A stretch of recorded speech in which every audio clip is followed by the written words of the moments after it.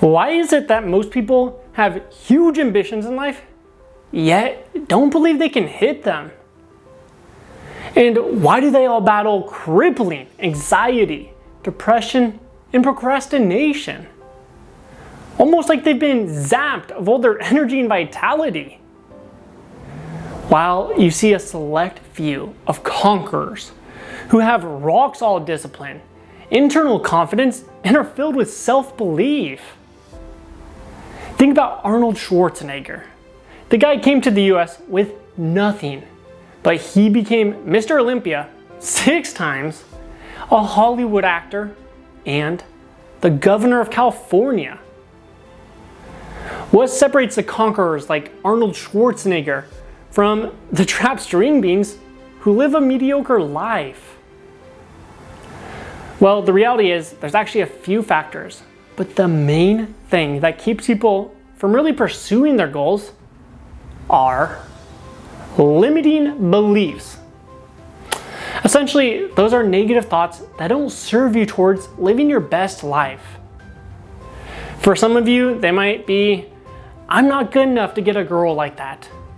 Or, I'm not smart enough to get that degree or that job. Or, I'm never gonna amount to anything.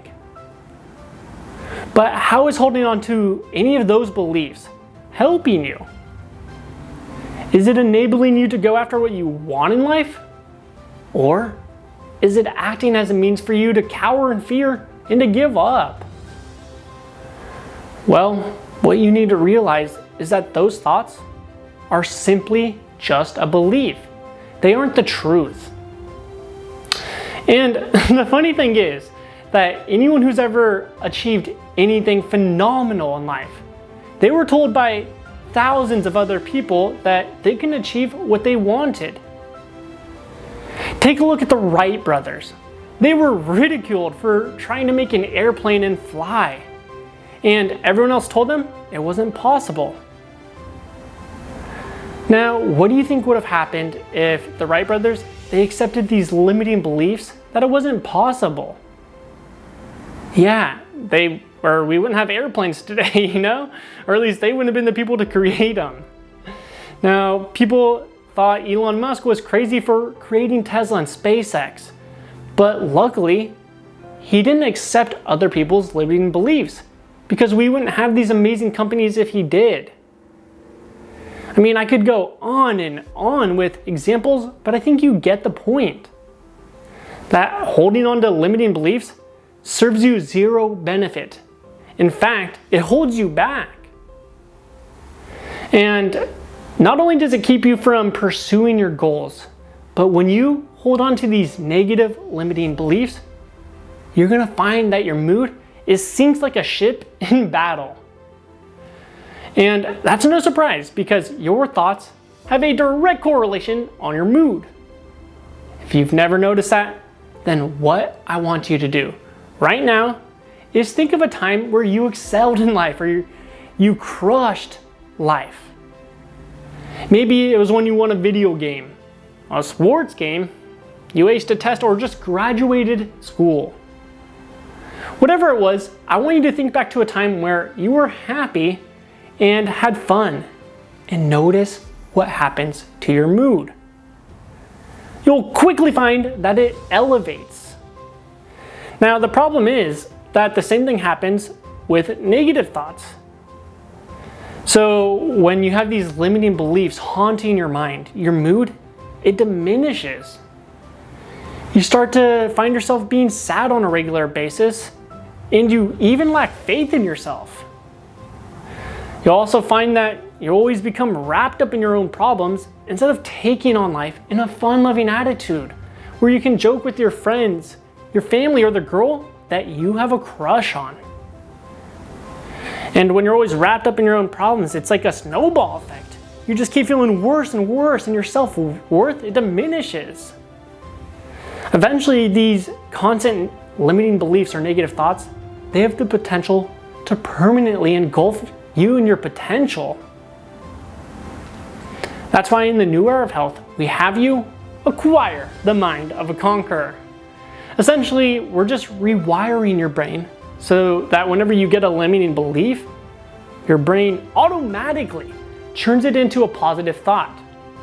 In order for you to fully understand how this works, let me tell you how the human brain operates. You see, you have two parts of your brain, but let me explain. You have the left or conscious mind, and then you have the right or subconscious mind. Now, 90 to 95% of the decisions that you make in your entire day, they're actually made with your subconscious mind.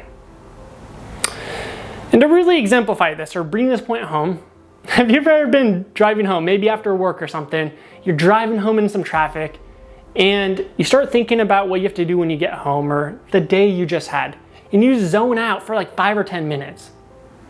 Then all of a sudden, you just realize you're back at your home or your destination.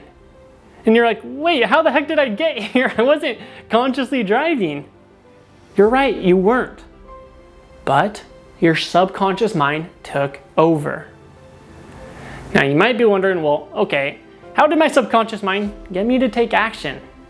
And the answer is through your habits. And the thing is, your subconscious mind, it sees every single habit as a survival mechanism, which is why they're so hard to break.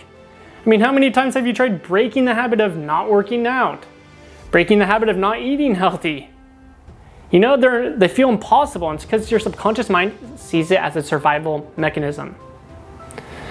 Now, the reality is that most people are in the habit of thinking negatively and of having these limiting beliefs. So if that's you and you want to eliminate these, what you need to do is, whenever you get a limiting belief, you want to disprove it. Then think of 2 positive thoughts. For example, one of our students, John, he used to get a limiting belief that he couldn't pass one of his classes in college. But when he got that thought in his head, he would immediately shift his attention and say to himself, you know what? I've thought in the past with other classes that I was going to fail as well, and it turned out just fine. So I can and am going to pass this class as well.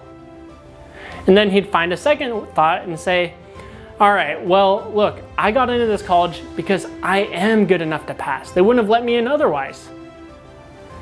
Essentially, he found 2 counterexamples to disprove his limiting belief. Now, what he's really doing is training his brain through repetition, because as you discovered, that's how the subconscious mind works.